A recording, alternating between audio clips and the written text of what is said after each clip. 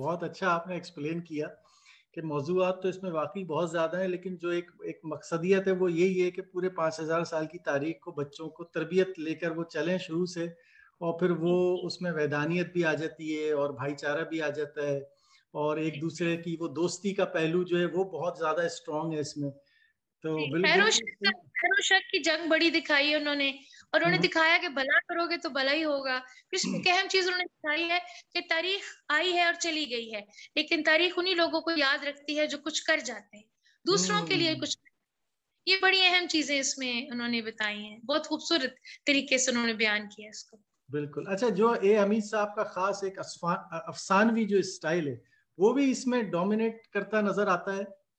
बहुत खूबसूरत, वो तो कमाल मंजर निगारी देखिए, तो क्या वो कमाल दरियाए नील के किनारे जब वो अंबर जो है वो बहरी जहाज पे, और वो जिस तरह वो खींचते हैं उस मंजर को, क्या वो कमाल ही है।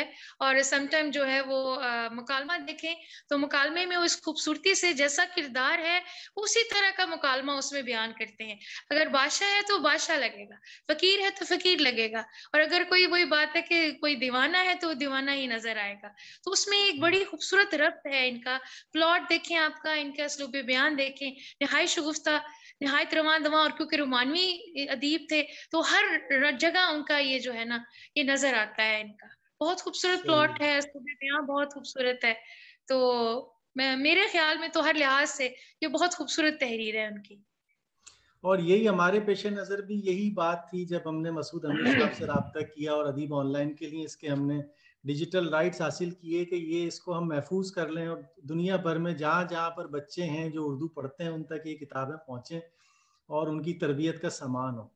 तो बहुत बहुत शुक्रिया। अच्छा नाज़रीन, आपको हम ये बताते चलें कि ये जो तहकीकी मकाला है अंजुम आरा निसार साहिबा का, ये 5 अबवाब पर मुश्तमिल है, जिसमें इन्होंने बच्चों के अदब की अहमियत, क़याम पाकिस्तान के बाद लिखे गए अदब और अदीबों से हमें मुतारिफ़ करवाया। फिर ए हमीद साहब की शख्सियत और उनकी ज़िंदगी के मुख्तलिफ पहलू इसमें नज़र आते हैं हमें। फिर मौत का ताक़ुब की पूरी सीरीज़ का इन्होंने अहाता किया है, और उसके बाद इसका तनकीदी जायज़ा है जिसमें प्लॉट आ गया, मकालमा निगारी आ गई, किरदार निगारी आ गई, मंजर कशी हो गई, उसका असलूब, और ये तमाम चीज़ें, और फिर उसके बाद उसका खुलासा। तो हमारी पूरी कोशिश होगी कि हम ये मकाला भी जल्द से जल्द अपनी डिजिटल लाइब्रेरी में शामिल करें ताकि तमाम पढ़ने वाले इसका एक अंबर नाग मारिया के ऊपर जो तहकीक हुई है उससे भी उनको आगाही हासिल हो सके।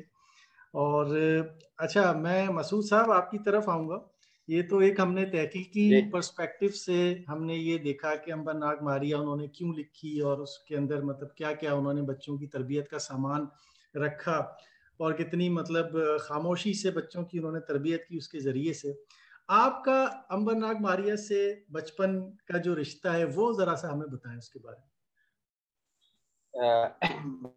बहुत शुक्रिया सैयद साहिब, और बहुत ही मोहतरम बहन हमारी अंजुम आरा साहिबा। मैं इस तरह से के उस तरह से मैं एकेडमिकली तो नहीं कह सकता जैसे मोहतरमा फरमा रही हैं, मैं बहुत इनफॉर्मल तरीके से बताऊंगा। मेरे बड़े भाई अल्लाह उन्हें बड़ी रहमत फरमाए, वो एक किताब पहली लाए फांसी के तख्ते पर, मुझे भी याद है। तो फांसी के तख्ते पर कोई तीसरी या शायद चौथी जिल्द है, वो हमारी वालदा ने पढ़ी थी। हम उस वक्त कोई दूसरी तीसरी में थे। वो वालदा ने हमें रात को सुनाना शुरू कर। अच्छा। 4 हम थे, एक बहन और 3 भाई। अब उसमें ऐसा नशा हुआ, पहले वालदा ने खुद पढ़ा, फिर उन्होंने सोचा कि ये तो बच्चों को सुनाने वाली चीज है। फिर वो तरतीब से उन्होंने कहा, सरफराज भाई मेरे थे कि भाई सरफराज पहली किस्त लाओ। तो जनाब मिस्र की मलका पहली, फिर दूसरी फिरौन की तबाही, फिर जनाब मुर्दों की सराय, फिर उसके बाद फांसी के तख्ते पर, फिर मकड़े का जाल, फिर नाग जिंदा हो गया, फिर कैद से फरार, फिर शहजादे का गवाह, फिर जनाब खूनी नीली आंखें, और फिर चल सोचा। हमारी वालदा ने मेरे ख्याल में ये हमने फूकी, और मरहूम ए हमीद अल्लाह रहमत फरमाए, उनकी तहरीर में वो जान थी कि वो हमें फिर इंतजार होने लगा। फिर उस अरसे में ये हुआ कि जब वो नशा हमें लग गया, फिर ये हुआ कि हमें लाइब्रेरी का रुख करना पड़ा कि अब हम थोड़े से बड़े भी हो गए थे, क्योंकि जब एक किताब आती थी तो लड़ाई होती थी कि नहीं पहले मैंने पढ़नी है, पहले उसने पढ़नी है। तो सही कह रहे हैं। वहां पे फिर ये हुआ कि वालदा ने कहा कि भाई देखो मैंने तुम्हें इतनी किस्तें पढ़ाई है ना, तो अब ऐसा करो कि तुम दोबारा ये पढ़ो। तो जो ज्यादा पढ़ चुके थे बड़े भाई, उन्होंने वहां से शुरू कर दिया, मसलन समझने के 21वीं किस्त से। हमने अगर 5 सुनी वालदा से, तो हमने छठी से शुरू कर दिया। मेरे उससे जो बड़े भाई थे, उन्होंने अगर 11वीं किस्त तक पढ़ा था, तो उनको 12वीं दे दी गई। तो यूं एक सिलसिला चला, और वो पूरा मौत का ताक खूब, और फिर हमें इंतजार होता। उसमें तो ये छप रही थी, मुझे अच्छी तरह याद। ये चीज की फिर बात है सारी, आगे 90s तक भी आती है। तो वहां से कहने के, अच्छा ये तो बचपन गुजर गया। एमए के अंदर गया हूँ, वहां हिस्ट्री को पढ़ा है, तो मैं हैरान और परेशान रह गया कि ए हमीद साहब इतने बड़े उन्होंने इस खूबसूरती से वो सारी चीजें, अगर आप मुझे वक्त दें तो मैं आपको एक एक चीज बता सकता हूँ कि मैंने क्या बिल्कुल बताइए, बिल्कुल बताइए, आप वक्त लीजिए। सबसे बिल्कुल। बड़ी बात, सबसे पहली बात ये कि अब क्योंकि मैं एक लिटरेचर के आदमी के तौर पे बात करूंगा आपसे, अंबर मेरे ख्याल में वक्त का नाम है जो कभी बता, ये इलामत, मैं इसकी पहले इलामतें आपको बता दूं। नाग जो है वो ऐसी इमदाद है जो किसी ना किसी शक्ल में आपको मिल जाती है इस दुनिया। मारिया असल में गैबी इमदाद, जिसको आपको सामने शक्ल नहीं होती, लेकिन वो आपकी मदद हो जाती है। और फिर ये तीनों किरदार जो हैं, ये इंसान की इंतहाई फितरी ख्वाहिश है कि हमेशा जिंदा रहे, गायब हो जाए दूसरों की नजर से, और सब कुछ करता फिरे, उसे कोई ना देखे। और फिर नाग के जो शक्लें हैं, वो इंसान की बुनियादी, कि वो कभी हवा में उड़ जाए, कभी यूं कर ले, कभी यूं कर ले। तो बहुत खूबसूरती से बुनियादी नफ्सियात को टच करते हैं हमीद साहब। फिर उसके बाद देखिए, मैं ये हैरान हूं कि पहली किस्त है मिस्र के मलिका, और उसमें, क्योंकि मैं अब इसका आपको नफ्सियाती पहलू बताऊं कि ए हमीद साहब के ज़हन में क्या चल रहा होगा। आप जानते हैं 1977 में ये लिखना शुरू किया उन्होंने। ये वो वक्त था जब सियासी तौर पे पाकिस्तान में 9 सितारे और भुट्टो साहब, इनका एक क्लैश, उसके बाद जिया साहब का दौर जो शदीद मार्शल लॉ का दौर था। तो उसमें क्या होता है, देखिए फ्राइड ये कहता है कि जब हमारा मुआशरा मसाइल का शिकार होता है और हम किसी मसले में फंसे होते हैं, तो फिर एक इंसान के मुख्तलिफ किस्म के रवैये होते हैं। कुछ लोग क्या करते हैं, वो जुर्म की तरफ चले जाते हैं। कुछ हैं जो कत्ल कर लेते हैं किसी को, कुछ खुदकुशी कर लेते हैं, कुछ क्या करते हैं ड्रग्स या नशे का सहारा लेते हैं, और कुछ अदीब लोग क्या करते हैं, वो मासी की याद में हो जाते हैं। ए हमीद साहब का अगर वो पॉलिटिकल सिनेरियो देखें, तो उसमें उनका ये फरार था कि वो इस सारे निजाम से मायूस हो गए कि यार ये 90 दिन का वादा किया गया, एक इस्लामी निजाम आना है, और वो प्रोलॉन्ग करता गया 11 साल आगे। यानी एक तो भुट्टो एक करिश्मा थे, उनका भी जाना, वो शायद उनको भी उसका महसूस हुआ। तो वो एक इस तरह से माजी में जाते हैं, यानी ये जो एक फ्राइड ने थियरी पेश की है, उसका वो एक अमली नमूना नजर आते हैं। और फिर ये होता है कि वो उसमें पॉजिटिवली जाते, एक होता है नेगेटिवली जाना, माजी की याद में गुम होना। उन्होंने इसको पॉजिटिव लिया, और यहाँ से उस किताब का, यानी कि मैं समझता हूँ कि उसकी जो मैं इलामत पे बात कर रहा था, मिस्र की मलका में अंबर के बाप का नाम है रिजाल। रिजाल कहते हैं लोगों को अरबी में। और उस रिजाल में पूरी खुसूसियात हैं जो असल में ए हमीद साहब को अपने मुआशरे के लोगों में नजर नहीं आ रही थी। वो रिजाल नाम रखना, जो मैं समझता हूँ साइको एनालिसिस और तहलील नफ्सी के तहत अगर मैं देखूं, तो उस नाम का जो कहने के सिलेक्शन है, वो उनका एक आइडियलिज्म, एक आदर्श था कि ऐसा होना चाहिए। फिर अगर आप आते हैं उसके ऊपर कि जैसे अब कहने के उसका तारीखी पहलू जो बहुत नुमाया है, बस मैं हैरान होता हूं कि उन्होंने इस तारीख को शुरू किया मिस्र से शुरू करते हैं वहां की, क्योंकि मिस्र जो था वो तहजीबी लिहाज से यूनान से भी 4000 साल पहले की तारीख है। और यूनानियों ने जो ये हैंड राइटिंग सीखी है, और जो ये मैथमेटिक्स, और ये जिसको अब आजकल क्या कहते हैं, अरिथमेटिक्स जिसको कहते हैं, वो मिस्रियों से सीखा है। फलसफा यूनान में मिस्र से आया है। यहाँ पे जो पहला फलसफी हुआ था मिस्र यूनान का, वो तिजारत करता था मिस्र जाके, और वहां से उसने फिलॉसफी पहले ली कि जो पानी है इससे हर चीज बनी, और उसने आगे इसको फिर बुनियाद रखी फलसफे की। तो वहां मिस्र से वो शुरू करते हैं, और फिर उसके बाद वो यूनान में आके हमें अरस्तु, सिकंदर आजम, वो माहौल दिखाते हैं। वहां से फिर एक तरतीब के साथ रोमन्स में आ जाते हैं। देखिए रोमन एम्पायर जो है, वो ईसा अलैहिस्सलाम से 52 साल पहले वो बनाई गई। उसके यानी जूलियस सीजर जो उसका डिक्टेटर था, लेकिन उसने बुनियाद रखी। और ये 476 ईसा अलैहिस्सलाम के 476 साल बाद तक कायम रहे। और इसका जो जूलियस सीजर था उसने जब मिस्र पे हमला किया तो वहां पे जो बादशाह की डेथ हुई उसकी जो बहन थी क्लियोपैट्रा, वो क्लियोपैट्रा फिर आती है और फिर आके वो जूलियस सीजर से लेती है इंतकाम, और फिर उसमें क्या होता है वो ब्रूटस जो उसका बड़ा दोस्त था उसको भी कह लें वो फांसती है। ये सारी बातें उन्होंने अपने उस इब्तदाई जो हिस्से उसमें ये खूबसूरती के साथ वो और उसमें उन्होंने तर्जमा बड़ा खूबसूरत किया कि ब्रूटस तुम भी, जिसको कहते हैं ब्रूटस यू टू। तो वो यानी अब देखे ना ये बात, अगर मैं शायद एमए इंग्लिश ना करता तो मुझे ए हमीद साहब की बताना पता चलेगा कि वो इस कदर ग्रेट आदमी। और फिर इसके बाद देखिए वो रोमी सल्तनत फिर हैनिबल की तरफ चले जाते हैं। हैनिबल आपको पता है कि वो उसने अफ्रीकी, उसने भी मिस्र पे हमला किया था, ठीक है। उसके बाद जो है वो फिर आ जाते हैं बाबलो नैनवा में। वहां पे बख्त नसर जो अव्वल है, वहां पे जितने बादशाह थे उनके नाम बख्त नसर थे, बख्त नसर अव्वल, बख्त नसर दोम। बड़ी खूबसूरती के साथ वो इस्लामी इक़्तिदार का लिहाज करते हुए बख्त नसर अव्वल को नहीं छेड़ते क्योंकि उसमें इब्राहिम अलैहिस्सलाम मौजूद थे और उसका नाम कह लें कि जो उजाहिर है कि वो उसके बाद बख्त नसर दोम जो आता है जिसका नाम नमरूद जो था, सॉरी जो अव्वल था उसका नाम नमरूद था और जो दूसरा था उसके दौर में अंबर को रखते ताकि इब्राहिम अलैहिस्सलाम का जो उस तरह से पेश करना शायद कोई मजहबी लिहाज से मुनासिब ना समझा जा सके। फिर उसके बाद देखें हुन कौम जो होती है जो यूरोप में आती है 370 ईस्वी में और 469 तक उसका ये जमाना है, वो हुन कौम को बड़ी खूबसूरती से बयान करते हैं। और फिर उसके बाद आप देखें फिर दोबारा से वो जब वो आते हैं कैद से फरार में और सर कट गया, पहला ही उसका चैप्टर जैसे याह्या अलैहिस्सलाम का सर कटना, और ये बाइबल में वो पूरी कहानी मौजूद है कि किस तरह वो सलूमी लड़की हेरोड बादशाह जो उस पर फरेबता था और वो सलूमी जो थी उसने ये शर्त रखी कि याह्या अलैहिस्सलाम का सर काटा जाए। और फिर कह लें कि उसने वो किया, चाहता नहीं था क्योंकि याह्या अलैहिस्सलाम बहुत खूबसूरत बड़े बेहतरीन इंसान और पैगंबर थे, लेकिन वो इस तरह से हमें वो दिखाते। उसके बाद फिर वो हिंदुस्तान की तारीख को ले लेते। वहां आप देखें कि हिंदुस्तान के बादशाहों इनके रस्म और रिवाज, मैं हैरान होता था तो खाने जब वो लिखते हैं कि रोटी और शहद, तो दिल करता था कि यार ये हमें भी मिल जाए, या अचार रखा हुआ है और वो उसके साथ दिल करता था, या फिर वो इस तरह की चीजें, खानों का इल्तिजाम। अभी मोहतरमा हमारी बहन फरमा रही थी जैसे कि गुफ्तगू का एहतमाम करते हैं कि कौन कैसे बोल रहा है, वो खानों का, लिबास का, माहौल का, तहजीब का, उसको पेश करने के अंदाज का इस तरह से इल्तिजाम करते हैं कि कमाल है।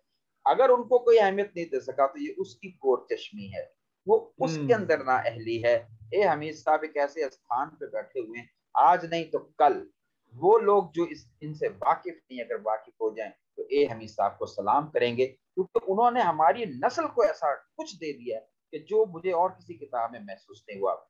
इसके बाद मैंने अंग्रेजी भी बहुत पढ़ा है, ऐसा कोई ये हैरी पॉटर क्या बेचता है, मैं यकीन जाने जो ए हमीद साहब ने लिख चुका है ना, आज ये वो मूवीज बना रहे हैं उनपे। डायनासोर का नाम सबसे पहले उन्होंने अपने वापसी में जो है ना डायनासोर और नाग का जो उसमें उन्होंने बयान किया। ये बाद में जुरासिक पार्क बन रही है यहाँ पे आके, ठीक है। उड़न तशरी का जिक्र उन्होंने वहां पे कर दिया। अब ये साइंसी फिक्शन पर बाद में जाऊंगा। उसके बाद आप देखिए कि सुल्तान टीपू का जिक्र करते हैं, ठीक है, किस तरह से उसका पूरा मैसूर और ये वो। उसके बाद सलाहुद्दीन अयूबी को पेश कर देते, वहां पे नाग और त्रिशूल बड़ा खूबसूरत उनका वो जादुई त्रिशूल उसका नाम था, अगर नाम मुझे जानते हो। फिर अरब की तारीख में सलाहुद्दीन अयूब आया, फिर यूरोप की तारीख साथ साथ फ्रांस में क्या, ये 99 सीढ़ियों का राज, 99 सीढ़ियों का राज, फ्रांस और पेरिस का वो जंगल उन्होंने कब्रिस्तान दिखाया है और उसमें वो सारा कुछ हो रहा है, ठीक है। यानी अब मैं शऊरी तौर पर जब उसको पढ़ चुका बाद में, तो मेरे पास सिवाय ये कि मैं उनको सलाम करूं, उनको दुआएं दूं, मेरे पास कुछ नहीं बचता। फिर आप आ जाए उसके दूसरे पहलू पे, वो है उसका अखलाकी पहलू। देखिए अखलाकियात क्या होती है, फिलॉसफी कहती है कि अखलाकियात होती है अच्छाई और बुराई का इल्म हासिल होना, और नंबर 2 उस इल्म का सही इस्तेमाल करना। आज बात ऐसा होता है कि आपको एक सच इतना महंगा पड़ सकता है कि जिससे तबाही आएगी, वहां पे बेहतर क्या है कि आप झूठ बोल रहे।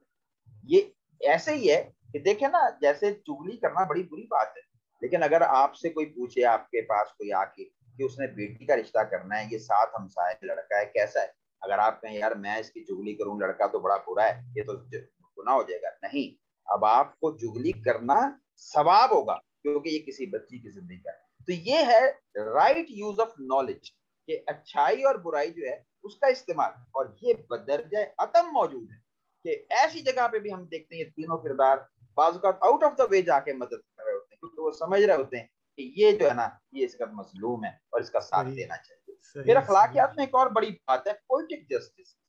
पोएटिक जस्टिस, अच्छे के साथ अच्छा होना, बुरे के साथ बुरा होना, इसका बड़ा ही इल्तिजाम किया उन्होंने। वरना जिंदगी आमतौर पे ऐसी नहीं होती कि अच्छे के साथ हमेशा अच्छा हो और बुरे के साथ हमेशा बुरा। लेकिन उन्होंने बदरजा एतम, हाँ सिर्फ एक किरदार है थाइस का, मुझे याद है, वो जो इब्तदाई में ही वो आते हैं कि हड़प्पा का शीशनाग है, वो थाइस बड़ा खूबसूरत किरदार, वो एक लड़की होती है, उसके हम पर मदद करता है और फिर वो शहजादी बन जाती है, लेकिन यानी वो, लेकिन फिर क्या होता है, उसको बड़े आराम से यहाँ गर्दन पे रख के तलवार उसको मार दिया जाता है। लेकिन उसका पोएटिक जस्टिस ये दिखाया कि फिर वही शख्स मकड़े के जाल में, वो फिर एक मकड़ा उसके गिर्द जाल बुनता है और वो आखिर से सक के मर जाता है, वो मकड़ा उसका गोश्त खाता है। तो ये पोएटिक जस्टिस अपने कहने के उरूज पे है। फिर जो साइंस फिक्शन है वो आपके सामने ही है, कैटी और वो उसका नाम दूसरे जो थे वो भूल गया, मेरे ध्यान में नहीं आ रहा, वो खला में फिर आपको उड़न तश्तियां दिखाई जा रही हैं, खलाई मखलूक दिखाई जा रही है, जिसपे अब आपकी मूवीज बनना शुरू हुई है। तो ये एक कहना है कि इतना खूबसूरत पैकेज है ना। तो मैंने क्या किया कि जब मैं 98 में एक दुकान से, मुझे ये उसने कहा जी मैंने दुकान ये बेचने लगा हूँ, तो अगर आपको ये किताबें चाहिए तो ले लें। मैंने उसकी किताबें देखी, वहां ये मुझे कोई 200 3-4 इकट्ठी मिल गई। मैंने कहा ये मुझे दे दो। अच्छा वो मैंने खरीद ली। पहले तो सच्ची बात है कि मैंने खरीदी एक मोहब्बत। जब वो खरीद ली तो मुझे ये हुआ कि यार ये अगर जब मेरी शादी होगी तो मैं अपने बच्चों को ये जरूर पढ़ाऊंगा। और फसीह भाई यकीन जाने आज का ये दिन आपके साथ है, वरना ऐसे तो मेरे साथ बैठे होते हैं। और अभी पूछ भी रहे थे कि पापा आज नहीं पढ़ना, मैं कहा बेटा आज जरा एक इसी के ताल्लुक के साथ एक काम है, तो मैं अगर फ्री हो गया तो इंशाल्लाह पढ़ेंगे। Because they got the test, they got the interest, उनको इसमें दिलचस्पी पैदा हो गई है। और उसमें मैंने किया मैं, क्योंकि बात का तरतीब जो होती है वो बोरियत पैदा करती है, मैंने उसमें ये किया कि उनको जस्ता जस्ता पहले चीजें पढ़ाई। मैंने ये बताया कि अंबर जो है वो कैसे हमेशा की जिंदगी पाता है। तो मिस्र की मलका का वो सारा हिस्सा छोड़ के शुरू का मैं वहां पर गया, वहां का था कभी नहीं मरोगे, तुम कभी नहीं मरोगे, ये उसका चैप्टर था। वो मैं उनको कहा कि ये पढ़ो। उसमें से आवाज आती है कि अंबर पहले ये कहो, फिर तुम्हें तुम्हारे माँ बाप की कब्रें दिखाई जाएंगी। तो वो बड़ा हैरान होता है और अपना चाकू से अपना बाजू पे लगाता है कि मैं कभी नहीं मर सकता। वो फिर वो फौरन जुड़ जाता है। तो ये फिर मैंने जाके दूसरा दिखाया कि मारिया कैसे गायब हुई। वो पहले बकरी की शक्ल में उसको जादू के जरिए बनाता है, फिर वो एक कमरे में बंद कर दिया है, और जब सुबह उठती है तो लोग उसको पत्नी की ज़िबा करना जब देखते तो कहते हैं यहाँ पे बकरी नहीं है। तो मारिया जो कि उस वक्त एक इंसानी हालत में आ चुकी होती है लेकिन उसे पता नहीं होता, तो खुद हैरान होती है कि अच्छा मैं गायब हो गई हूँ। तब उसे ये मिलता है। फिर नाग जो है वो जो मकड़े का जाल है उसमें होता है कि एक बादशाह है हिंदुस्तान का, तो उसको एक औरत मिलती है जंगल में, वो उससे शादी करता है, वो नागन है, उसकी वजह से उसको जहर मिलता है रोजाना की बुनियाद पे। अंबर उसके पीछे लग जाता है और आंखों से समझ आ जाती है कि ये नागन है। फिर वो बादशाह को साबित करता है, एक दवाई दोनों को खिलाता है कि तुमने भी खानी है तुमने भी खानी, लेकिन बड़े तरीके से मलका को खिलानी है। उससे उसको प्यास लगती है, पानी का कहीं इंतजाम नहीं होता, फिर वो सांप बनती है और बादशाह सोया चुप करके देखा होता है, वो नाली में से जाके पानी पी के आती है। उस पर हया होती है हकीकत। और उसके बाद फिर क्या होता है कि वो फिर उसको कुआं सा खोद के आग लगा के उसको बजाहिर ये कहते हैं जी मंदिर की हमने बुनियाद रखनी, तो धक्का दिया जाता है। लेकिन उसका जो साथी नाग है वो जो है वो फिर अंबर के पीछे लगता है कि ये दुश्मन है, और अंबर जो है वो उसको फिर पकड़ लेता है क्योंकि उसको मर नहीं सकता। फिर वो उसको मर्तबान में रखता है और फिर अंबर भी चूंकि माहिर दिखाया गया है इसका, तो देख लेता है कि ये भी इंसान बनने के करीब है। वो उसकी यहाँ से उस इंसान बनने वाले नाग में ख्याल आता है कि यार ये तो मेरा ख्याल रखता है, और फिर आकाश इंसान बन जाता है। तो यूं मैंने पहले उनको दिखा कि डायरेक्ट मैंने 99 सीढ़ियों का राज जो है वो पढ़ाई। तो यूं पहले मैं को जस्ता जस्ता इधर उधर से ताकि इंटरेस्ट पैदा हो। फिर अब मैं समझता हूँ कि अब उनको जो भी मैं पढ़ाऊं बड़े खुशी से पढ़ते हैं। ये अच्छा सर इसमें एक ये पहलू एक बहुत इसके बारे में राय है। जी कता कलामी की माफी चाहूंगा, लेकिन ये जो आपने पर्सपेक्टिव जो इसका शो किया है ना, क्योंकि हम में से अक्सर लोग बचपन में तो किताबें पढ़ते हैं, लेकिन जब हम बड़े हो जाते हैं और अपने जिंदगी के झमेलों में फंस जाते हैं फिर हमें वो चीजें याद नहीं रहती। तो आपने ये जो एहतमाम किया है ना कि आप उसको साथ लेकर आए हैं और आप अब तक उसको ना सिर्फ खुद उससे लुत्फ अंदोज हो रहे हैं, बल्कि अब आपने उसका एहतमाम किया कि बच्चों को भी उस तरीके से पढ़ाया जाए। बल्कि मैं माजरत भी करूंगा कि आज हमने आपके बच्चों से वो वक्त ले लिया और नहीं, लेकिन ये अगर ये आगे ऑन एयर होता है, अगर जाता है लोगों से, हमारी कौम के बच्चों के लिए, मैं वो भी हमारे बच्चे, जी बिल्कुल, मैं यही कहना चाह रहा हूँ कि आपके जरिए से कितने वालिदैन ऐसे होंगे जिनको इस सिलसिले की अहमियत का अंदाजा होगा। वो एक बहुत जरूरी चीज है, वो एक बहुत जरूरी चीज है, क्योंकि अब हमारा आगे इंशाल्लाह एक और प्रोजेक्ट भी है जिसमें हम कोशिश कर रहे हैं कि इन किताबों के जो है ना, हम ऑडियोज की शक्ल में बच्चों तक इसको पहुंचाने की कोशिश करें। मतलब जो भी मीडियम का हम सहारा ले सकते हैं, बच्चों तक ये सिलसिला पहुंचना चाहिए। चाहे वो हमारी डिजिटल लाइब्रेरी में पढ़ते हैं वहां पे पढ़ें, अगर वो यूट्यूब चैनल पे उसकी ऑडियो सुनना चाहते हैं तो उस ऑडियो सुने, लेकिन सम हाउ उनकी जो है ना, उन तक ये चीजें पहुंचनी चाहिए कि समझ लें कि ये हमारे पास हमीद साहब की अमानत है जो बच्चों तक पहुंचानी है। बिल्कुल बिल्कुल ऐसे तो ही। अच्छा, एक सवाल में रह गई है। जी बताइए बताइए, फरमाइए। नहीं आप पूरी कर लें बात, फिर उसके मुमकिन है उस सवाल में बात है, वो ये था कि के बावजूद के एक पुरअसरारियत का माहौल है जो हमें पसंद है, वो हकीकत को नहीं भूलते, हकीकत साथ रखते हैं, और यही इसकी सबसे बड़ी खूबी। इंसान उस माहौल में रह के भी लगता है कि नहीं, मैं इसी दुनिया का हूँ, क्योंकि वो इंसान पे इंसान ही दिखाते हैं। जैसे अभी हमारी मोहतरमा बहन पर रही थी कि जार भी किसी जगह पे आता है और वो याद करवाते हैं कि देखो सबसे बड़ी ताकत वो ही है, इंसान जो वो किसी काबिल नहीं है। ये बड़ा खूबसूरत पहलू है। जी अब आप फरमाइए। हाँ, मैं दरअसल अंजुम साहिबा से एक सवाल पूछना चाह रहा था कि बच्चों में किताबों का शौक पैदा करने के हवाले से वालिदैन का क्या किरदार होना चाहिए। जैसे हमें अभी एक एग्जाम्पल नजर आ गई मसूद साहब की शक्ल में, तो आप इस सिलसिले में क्या कहना चाहेंगे? ये बात आपकी बिल्कुल वही कहते हैं कि बच्चे, आज के बच्चे जो हैं वो किताब से बहुत दूर हो गए हैं। वो ज़ाहिर है उनके हाथ में टैबलेट्स हैं, टैब्स हैं और मोबाइल्स हैं, और वो एक और ही दुनिया में होते हैं।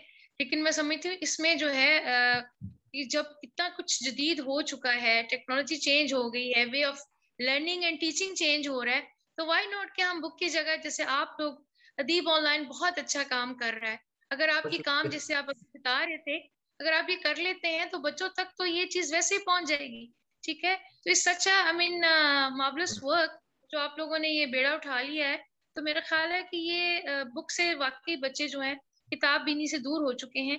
अब हमारे स्कूल की लाइब्रेरीज भी तकरीबन जो है वो वीरान होती हैं, बच्चे उसमें भी बहुत ज्यादा मुताला करना पसंद नहीं करते। लेकिन ऐसी चीज अगर उन्हें मूवी बना के आप दिखा देंगे तो वो शौक से जो है वो देखेंगे। तो ये मैं समझती हूँ कि वालिदैन का बहुत बड़ा जो हाथ है। मैं खुद भी माँ हूँ, मेरा बेटा है, लेकिन वो रीडिंग पसंद नहीं करता, कहेगा सुना दे मुझे, आप मामा आप सुना दे, ठीक है, लेकिन मैं इसको पढ़ो। और दूसरा, उर्दू से भी जो है वो शगफ बच्चों का दूर है। जो हमारे जैसे स्कूल्स हैं, इंग्लिश मीडियम स्कूल्स हैं, उसमें आप, मैं समझती हूँ कि उर्दू को वो अहमियत नहीं दी जा रही। तो उर्दू लिटरेचर पढ़ना, तो जो बच्चे उर्दू नहीं पढ़ना चाहते, अपने निसाबी किताबें नहीं पढ़ना चाहते, वो ये कहाँ पढ़ेंगे? आप, वही बात है, कहाँ वो गालिब को अशार जो हैं, अब जैसे कॉलेज में आप तशरीहात करवाते हैं, तो वो जितने भी अशार होते हैं, आप यकीन करें उसमें से 10 में से 5 में से 2 अशार मुश्किल से याद होंगे। अब वो बात, वो जो हम जैसे याद करते थे, या जैसे हम शायरी को समझते थे, या जैसे हम शौक से उर्दू पढ़ते थे, वो नहीं है। तो ये बहुत बड़ी एक चीज है मेरे लिए, being a mother, being a parents, मैं कहूंगी कि वालिदैन को चाहिए कि बच्चों को अच्छा अदब पढ़ने दें। और जैसे आप ये काम कर रहे हैं, अगर उन्हें मोबाइल पे डिजिटल लाइब्रेरी में ये सहूलत मिल जाती है तो फिर तो बहुत अच्छी चीज होगी। फिर मुझे नहीं लगता कि बच्चे इसे पढ़ने में कोई देर लगाएंगे। बिल्कुल बिल्कुल बिल्कुल, यही हमारी कोशिश है